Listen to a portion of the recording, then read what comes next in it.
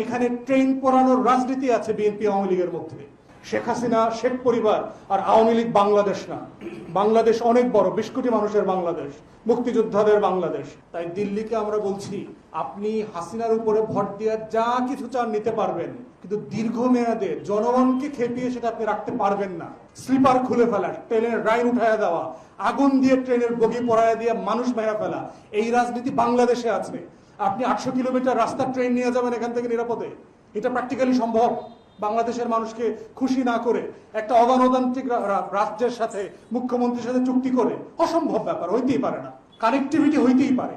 আমিও নেপালে যেতে চাই শিলিগুড়ি দিয়ে, আমিও উত্তর দিনাজপুর হয়ে আমি ভুটানে যেতে চাই, আমার ট্রাক যেতে চায়, ব্যবসা করবে, পেঁয়াজ আনবে, বিদ্যুৎ আনবে। আপনিও বাংলাদেশের উপর দিয়ে যান, ত্রিপুরা যান, কুমিল্লা হয়ে, আমার কোনো সমস্যা নাই।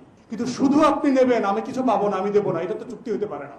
আপনি বারবার থেকে গ্যাসের পাইপলাইন নিয়ে যাবেন বাংলাদেশ